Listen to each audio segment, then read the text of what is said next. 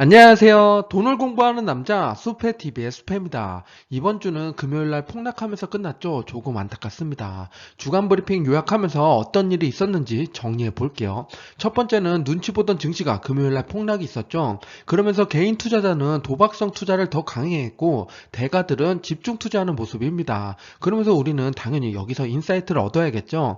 파월이 잭슨홀 연설에서 어떤 이야기를 했는지 알아보고 우리가 관심 가져야 될 기업이 무엇인지 체크해 보겠습니다. 시작 전에 이런 영상을 계속 받아보고 싶으시다면 구독과 좋아요 그리고 따뜻한 공유 부탁드립니다. 여러분의 관심이 저를 행복하게 합니다. 감사합니다. 첫 번째로 증시 현황부터 보겠습니다. 글로벌 미국 섹터 ETF 순으로 점검해 볼게요. 이번 주 글로벌 증시를 보면 대부분의 국가에서 하락하는 모습을 보여줬죠. 곳곳에서 초록색이 보이는 건 에너지 기업들의 상승이 보이고 있는 거고, 그리고 전체적으로 올라간 국가가 있습니다. 오른쪽 위에 보면 중국이죠. 중국은 알리바바가 9.3% 올라가면서 급등이 나왔는데요. 중국의 경기 부양책으로 1,300조나 투자를 한다니까 중국 기업들의 상승을 이어가는 모습입니다. 이번 주 S&P 500을 보면 모두 다 빨간색을 나타내고 있습니다. 그동안 신나게 올랐던 걸 반납하는 모습을 보여주고 있는데요. 금요일 하루 동안만 나스닥이 3.9% 하락이 나왔습니다. 여지없이 그게 여기에 나타나는 모습이고, 애플이 이번 주 4.6% 하락했고, 마소가 6.3, 구글이 5.7, 아마존이 5.4%, 테슬라는 방어를 잘한 편이죠. 2.8% 하락했습니다. 이러는 와중에 올라가는 섹터가 오른쪽에 보이시죠? 에너지는 이번 주에도 상승하는 모습입니다. 엑스모빌은 4% 올라갔고 쉐보론은 3.6%입니다. 이번 주 금요일에 증시가 이렇게 폭락했을 때 어느 기업들이 덜 떨어졌는지 방어를 잘했는지 체크하는 것도 중요하니까 뒤에서 한번 체크해 보겠습니다. 제가 좋아하는 기업의 바로미터를 볼게요. 대부분의 기업이 하락이 나왔는데 하락폭이 컸던 친구 3개를 뽑아서 보면 첫 번째는 마이크로소프트입니다. 이번 주 5% 하락하면서 고점 대비 하락률 23%까지 내려왔고요. 엔비디아도 이번 주 하락폭이 컸죠. 고점 대비 하락률 53%를 채우는 모습입니다. 유나이티드 헬스케어 지난주까지만 하더라도 제가 신고가를 갱신해 간다라고 말씀을 드렸는데 이번 주 4% 하락하면서 고점 대비 하락률 4.3%가 됐습니다.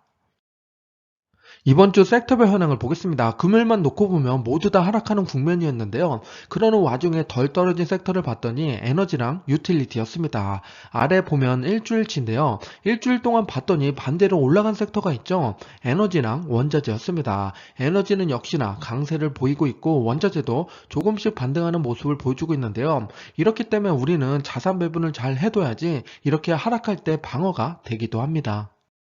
두 번째로 ETF 바로미터랑 순매수 기업을 보면서 투자 현황을 살펴보겠습니다.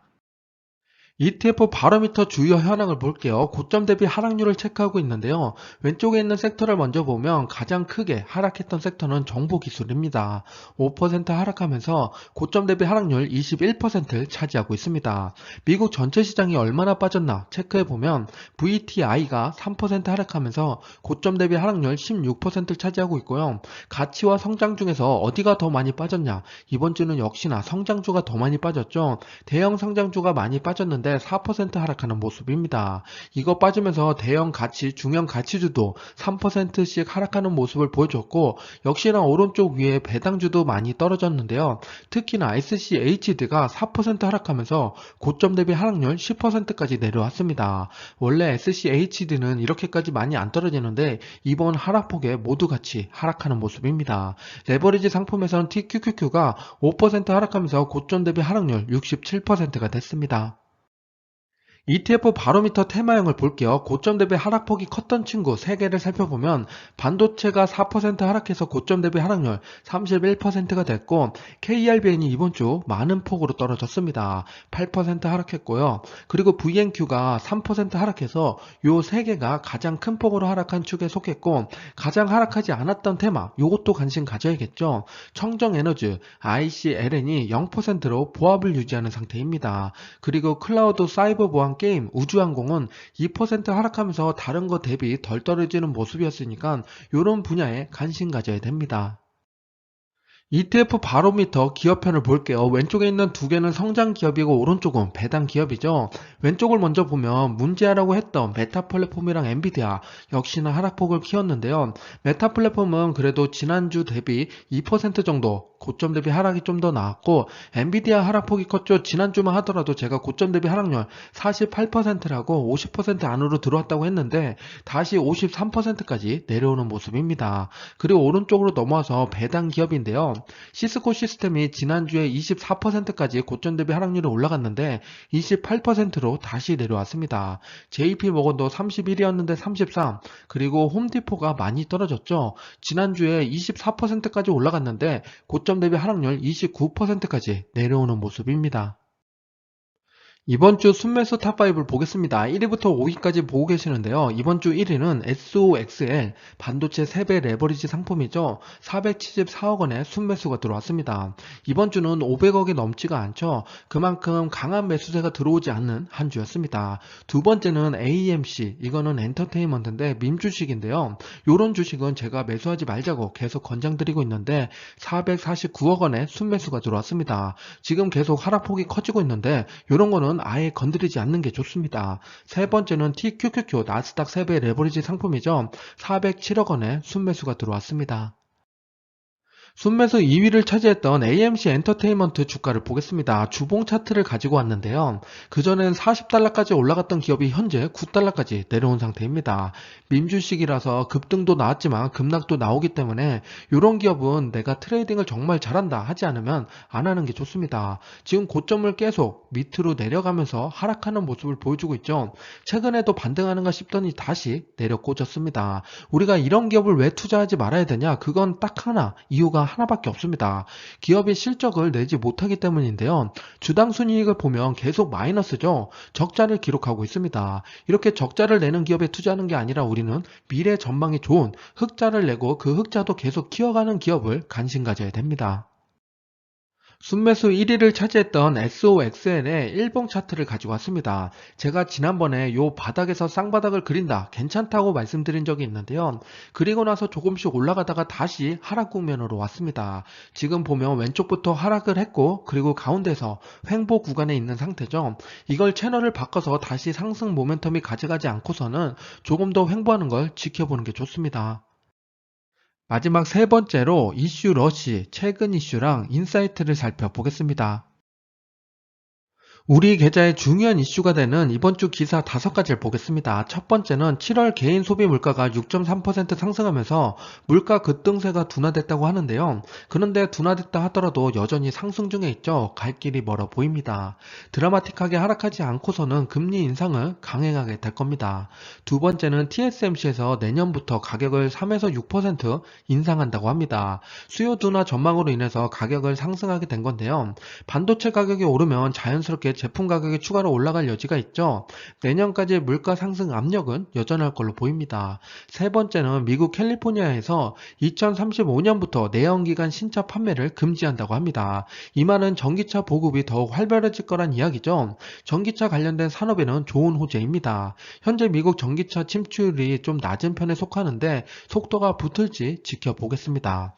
네 번째는 미국에서 이제 호주한테 블랙호크라는 헬리콥터를 판매 승인을 했다는 건데요.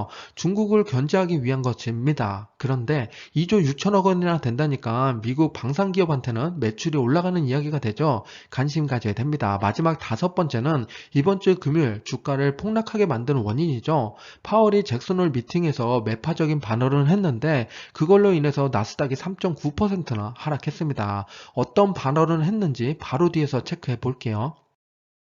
이번 주 금요일 파월은 잭슨홀 연설을 시작을 했는데요. 12시쯤부터 연설을 하니까 그때부터 주가가 폭락하기 시작했습니다. 어떤 말을 했길래 주가가 이렇게 떨어졌을까요? 크게 네 가지 꼭지가 있었습니다. 첫 번째는 금리 인상을 계속될 거라고 이야기하는데요. 인플레를 잡기 위해서는 어쩔 수 없이 금리 인상을 계속할 거다. 그걸로 인해서 물가 안정은 되겠지만 가정이랑 기업에는 고통이 따를 것이다. 우리가 지금 고통을 받고 있죠. 그런 거를 얘기를 했고요. 직접적으로 말하니 하니까 주가가 떨어지는 모습입니다. 그리고 7월에 지표가 좋았는데 이거 좋았지만 한 달 가지고는 안 된다. 두 달, 세 달 계속 꺾이는 모습이 보여야 그래야만 우리가 조금씩 완화적으로 나갈 수 있다라고 얘기합니다. 그 말은 지금 8월달, 9월달 지표가 어떻게 나오는지 중요하게 됐습니다. 그리고 마지막으로 했던 말이 2023년 말까지의 기준금리가 4% 조금 안 되게까지 올린다고 얘기합니다. 그럼 지금 2.5% 정도 되니까 앞으로 1% 이상 더 올라갈 여지가 있는 거죠. 그래서 주가가 폭락하게 된 겁니다. 결국에는 강력한 매파 발언을 했고 힘든 시장을 만들어낸 격입니다. 미국 시가총액 1위부터 10위까지 나열하면 이렇게 되는데요. 금요일에 급락이 나왔을 때 그때 각각의 기업들은 얼마나 하락했는지 체크해 보겠습니다. 애플이 금요일 하루 동안 3.8% 하락이 나왔고 마소는 3.9%, 엔비디아를 봤더니 9.2% 가장 큰 하락폭을 만들어냈죠. 그리고 가장 적게 떨어졌던 건 엑스모빌입니다. 그리고 존슨앤존슨도 1.7% 하락하면서 방어를 잘했던 기업이죠. 헬스케어랑 에너지가 방어를 잘하고 있습니다. 유나이티드 헬스케어도 2.3%니까 잘한 건데요. 우리가 너무 빅테크 기업에 투자하고 있다면 이런 가치주, 배당주를 조금 더 생각하실 필요가 있습니다. 그리고 내가 빅테크에 투자하더라도 구글이랑 엔비디아에 투자하고 있다면 하락폭이 상당히 컸겠죠. 그런데 테슬라에 투자했다면 오히려 방어를 잘했던 기업 중에 하나입니다. 2.7%밖에 빠지지 않았고 버크셔 해서웨이랑 같은 수준이니까 테슬라가 나중에 반등할 때 더 크게 반등할 수 있다는 이야기가 되기도 합니다. 하락폭이 크다고 반등이 큰 게 아니라 방어를 잘한 기업이 앞으로 기대가 크기 때문에 반등도 더 크게 나올 수가 있습니다. 그래서 테슬라, 애플, 마소를 관심 있게 보시는 게 좋고요. 이거 말고도 내가 해자 기업에 투자하고 싶다. 브랜드 가치가 높은 기업은 이렇게 하락할 때 방어를 잘하니까 그런 기업이 궁금하신 분들은 오른쪽 위에 링크를 참고해 주시기 바랍니다. 지난주에 언급드린 워런 버핏 포트폴리오를 잠깐 다시 볼 필요가 있는데요. 2분기 비중 늘린 종목 4개를 봤더니 옥시덴탈, 메커슨, 블리자드, 쉐브론입니다. 특히 옥시덴탈이랑 쉐브론 이 두 개의 비중을 상당히 많이 늘렸는데요. 에너지 기업에 이렇게 가감히 투자하는데 실제로 봤더니 주가 상승폭도 크고 이렇게 하락이 클 때도 방어를 잘하고 있는 거죠. 투자 대가들이 투자하는 이유가 다 있는 겁니다. 우리가 에너지에 관심을 지금 등한시하고 있다면 저도 좀 에너지에 좀 관심이 없었는데 이번부터 어떤 에너지 기업을 관심을 가져야 될지 체크하려고 합니다. 여러분도 투자 대가들의 포트를 보면서 내 포트랑 비교하면서 어떤 것들이 다른지 그리고 현재 어느 것들이 점수가 더 낮은지를 체크한 다음에 조금 더 괜찮은 방향으로 투자 전략을 세워보시기 바랍니다. 추가로 보면 좋을 것 중에 애플을 가지고 왔는데요. 작년에 2분기를 봤을 때 고급 스마트폰 점유율이 43%였는데 이번에 46%까지 증가했습니다. 계속 점유율을 키워가고 있죠. 심지어 9월 7일에 아이폰 14가 공개가 됩니다. 초대장이 배포가 됐는데요. 앞으로 애플은 당연히 하반기를 준비하는 만큼 어떻게 움직일지 관심을 가져야 됩니다. 마지막으로 전기차를 가지고 왔는데요. GM의 전기차 판매량이 점점 늘어나고 있죠. 기아 급수적으로 증가할 겁니다. 앞에서 말씀드렸듯이 전기차 침투율이 계속 속도가 높아질 건데 그러면 오른쪽에 전기차 시장을 봐야겠죠. 중국이 전기차 시장을 지금 압도하고 있습니다. 여기에 더불어서 플러스 알파로 미국이 이 점유율을 점점점 높여갈 걸로 보이고 있는데요. 우리는 그러면 전기차에 투자하는 게 당연히 맞는 거고 어느 기업에 투자해야 될지 그게 의문이 드시죠. 그래서 제가 지난번에 차이나 전기차 ETF를 소개드렸던 거고 그 관련돼서 모니터링 영상을 이제 다시 만들 때가 되는 것 같은데요. 조만간에 정리해서 다시 한번 말씀드리겠습니다. 지금까지 수표였습니다. 감사합니다. 성공 투자하세요.